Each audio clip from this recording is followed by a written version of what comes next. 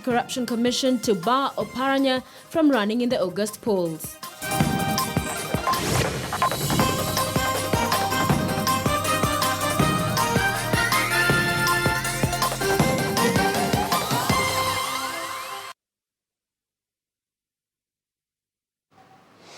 Welcome to the program. My name is Ben Kitili. Let's start with some sad news coming from the northeastern part of Kenya, where 2 attacks have been reported today. And the first one is where 3 police officers were killed in Mandera and 5 others were injured in that particular attack. In the second one, later on in the day, a convoy of the Mandera governor, Ali Roba, was attacked, and 5 of his security personnel lost their lives. That is Ali Roba, the governor of Mandera, as he was making his way to Lafay constituency for political campaigns. And that is according to reports from his Facebook account. And the police in Mandera have also confirmed this incident. 5 members of Ali Roba's security detail losing their lives in that attack. According to police, they have attributed that attack to the Al-Shabaab.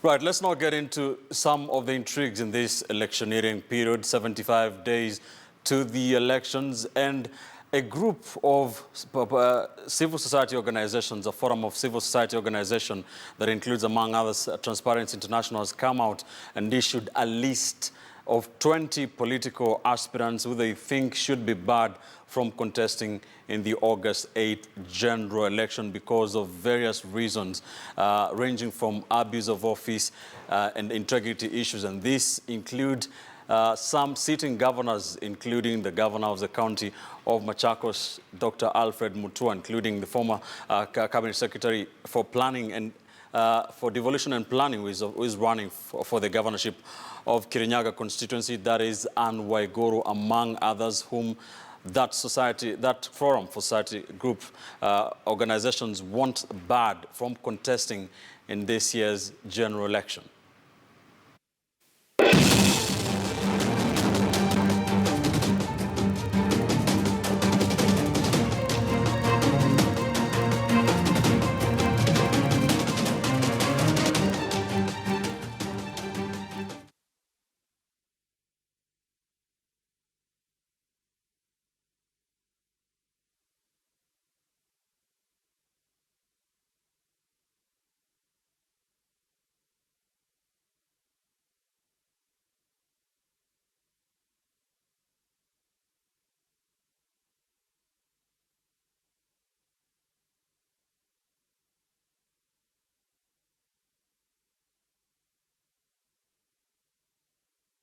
Also, among the named governors, Hassan Ali Joho of Mombasa, Evans Kidero of Nairobi, Dr. Alfred Mutua, governor of Machakos, Okoth Obado of Migori, Homa Bay Cyprian Awiti, Ken Lusaka of Bungoma, and Mwangi Wairia of Morang. Others in the red list are Nairobi Senator Mike Sonko, among others.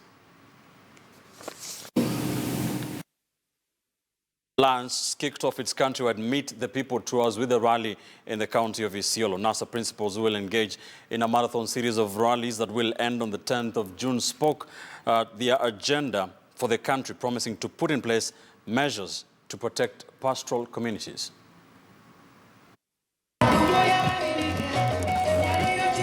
4 days after chaos-mad President Uhuru Kenyatta's visit to Isiolo after 2 factions clashed,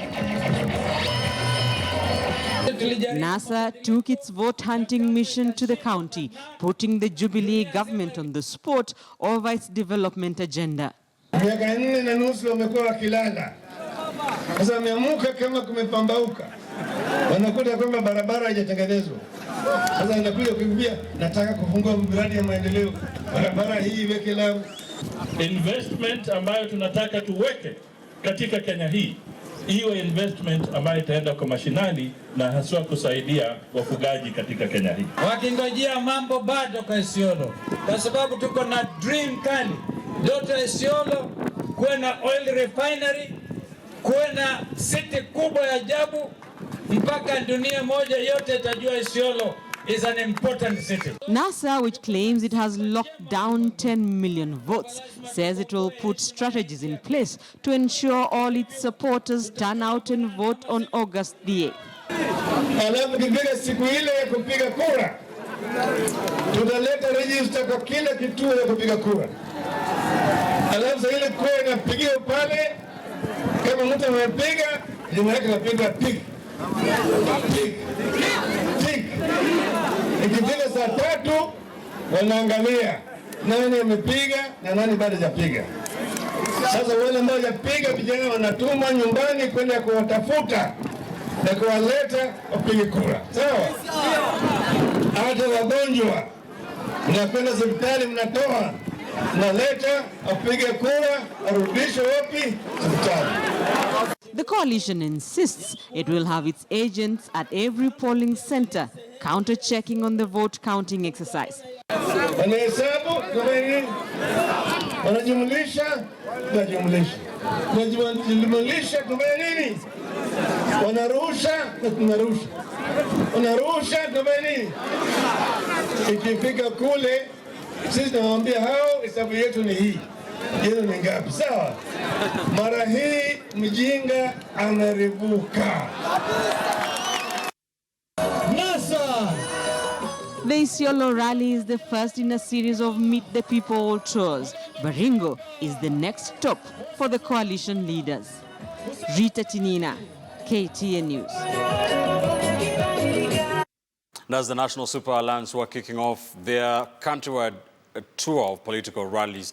President Uhuru Kenyatta and his deputy William Ruto were beginning their 4-day tour of the coastal strip, and the Kenyan President Uhuru Kenyatta has lifted a ban imposed on night fishing in the county of Lamu. It was imposed in 2014 over Al-Shabaab attacks. The President, accompanied by his deputy William Ruto, made the announcement on the first day of their 4-day coastal tour. But as Moremi Mwangi now reports, the President's tour comes only a week to the highly anticipated launch of the standard gauge railway in Lamu.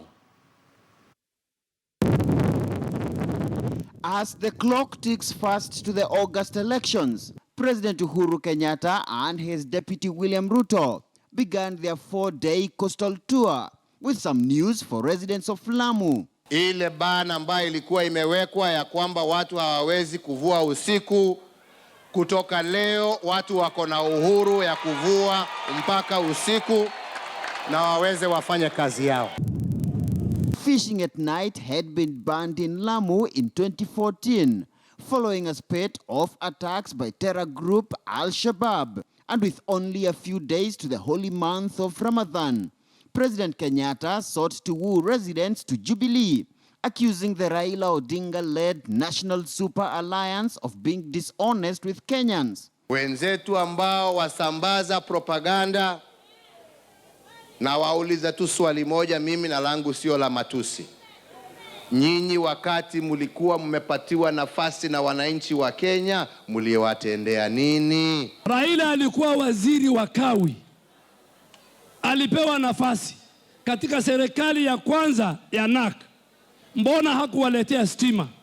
Ile kazi imefanyika Lamu hii ya barabara, ya stima, ya hospitali haitoshani na ile walifanya ndugu zetu wakati walikuwa serikalini. In 2013, opposition leader Raila Odinga garnered 22,962 votes in Lamu, this representing 52% of the presidential vote there, compared to Kenyatta's 17,677, an equivalent of 40%.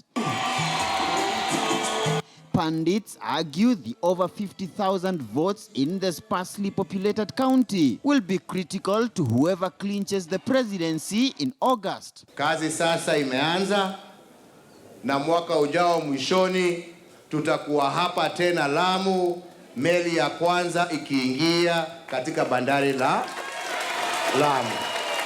Ninyi watu wa Lamu na waulizeni, muko tayari tushirikiane tubadilishe Kenya? Muko tayari? Tarehe 8 ni Jubilee ama mtaenda ile ya propaganda?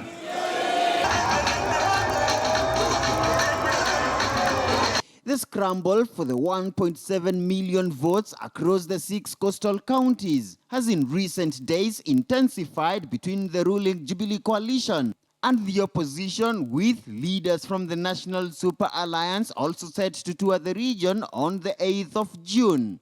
Muremi Mwangi, KTN News. Both sides putting in the shift to outdo one another, and the opposition coalition, the National Super Alliance, has unveiled its campaign teams and their captains. Our senior political affairs reporter Duncan Haemba spoke to the chief campaigner, Musalia Mudavadi, just before he hit the ground to go to Isiolo, and now reports. On 27th April, as NASA unveiled its power-sharing arrangement, its founder member Wycliffe Musalia Mudavadi was explicit in his statement as he disclosed to the nation the NASA Pact. It does not matter I had the ball, but I have passed it to a team member at a vantage point to score. And after weeks of brainstorming, his team has settled on him as its chief campaigner and the chairman of the NASA's National Campaign Committee. A task he admits is enormous, but he promises to deliver. We must aggressively push the NASA agenda. So we are going to cast our net wide. We are going to have a broad campaign team reaching all parts of the country, individuals from different parts of the country. And I can tell you that we shall not rest from now henceforth until the election is won. NASA has formed 4 campaign teams. Team 1 will comprise of its presidential candidate Raila Odinga as the team leader, with Ford Kenya party leader Moses Wetangula, Lamu Governor Issa Timami, his Kajiado counterpart David Nkedianye, and Narok County ODM candidate Joseph Tiampati as members. The second team, which will be led by Kalonzo Musyoka, will have Kakamega Governor Wycliffe Oparanya, Kilifi County Chief Amason Kingi, Mbita lawmaker Millie Odhiambo, and former Deputy Speaker Farah Maalim. Team 3 has Musalia Mudavadi in charge, with members who include Governors Hassan Joho, Josephat Nanok, and Isaac Ruto, together with Kilifi woman representative Aisha Jumwa.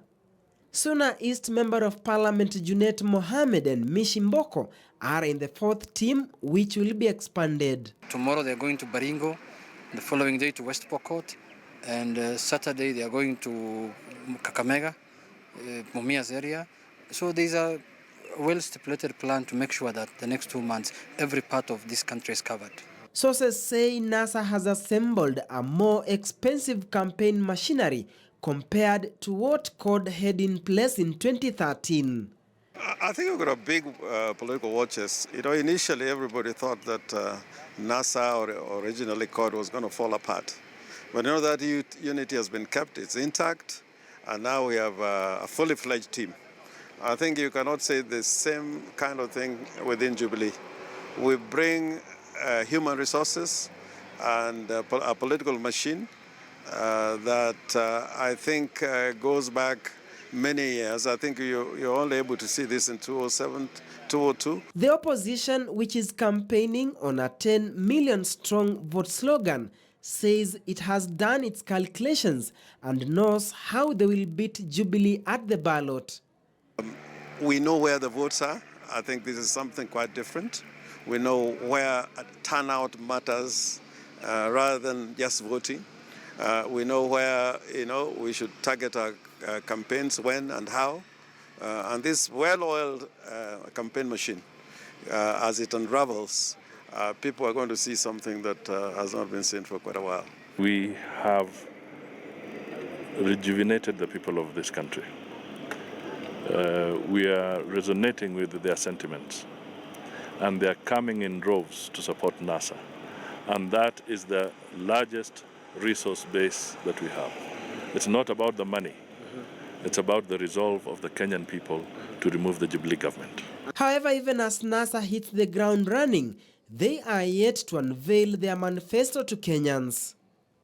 According to NASA's chief campaigner and founder member Musalia Mudavadi, this is a now or never affair for NASA, and perhaps it explains the serious campaign machinery they have assembled, knowing too well that they will be taking on Jubilee, which has the power and perhaps state machinery at their disposal. But nonetheless, they say tables will turn. Duncan Hemba, KTN News, Nairobi. So one thing that is coming to the fore, even as all those political campaign teams hit the ground, is the amount of money that is already being spent at this point. Even 75 days still to go to the August 8th general election. And helicopters has become the main mode of transport for many of these politicians. The Kenya Civil Aviation registering dozens of helicopters this year alone. Our senior political affairs reporter Chris Tairo now reports on this, even on the background, against the background of the campaign financing regulations.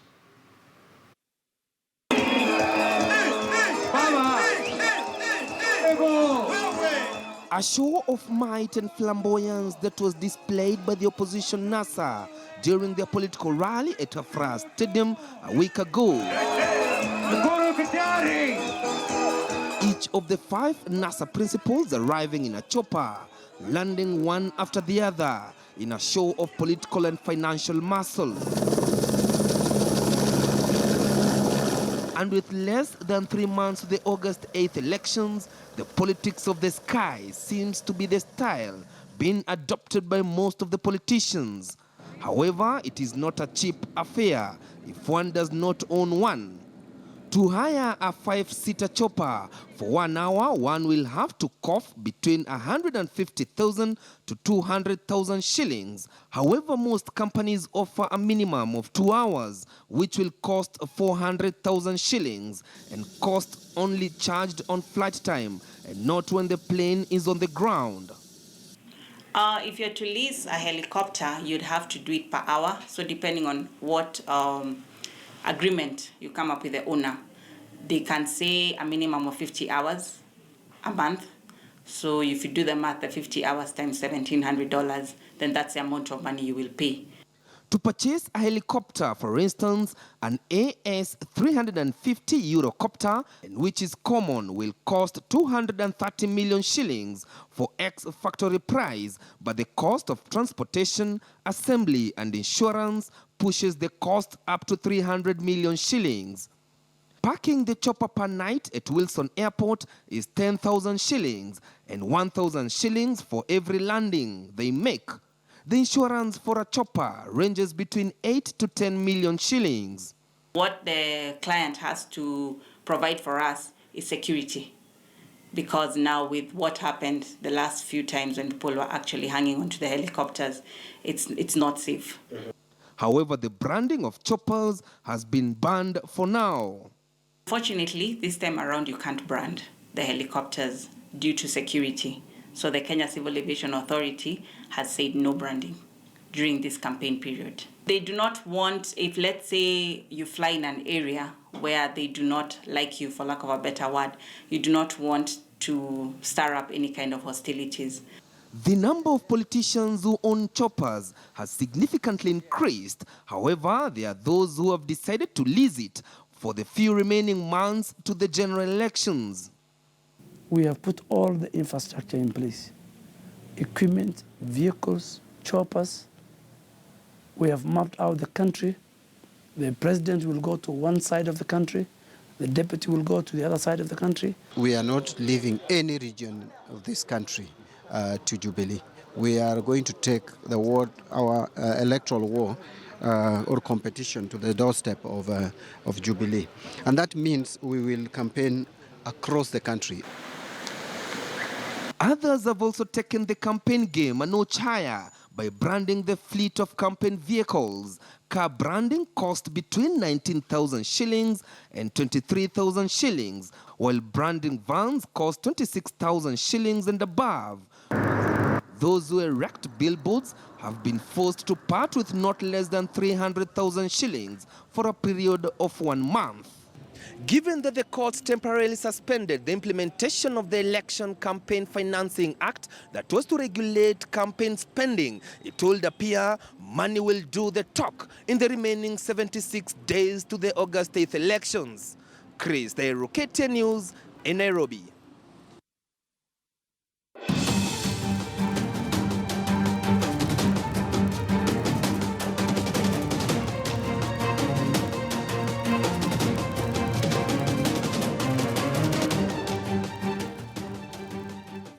You're watching KTN Prime here on KTN News. Many thanks for staying with us. We'll take a quick commercial break. When we return, we give you troubles by the Kakamega Governor Wycliffe Oparanya, whom the Senate County Public Accounts and Investment Committee wants the IEBC and the Ethics and Anti-Corruption Commission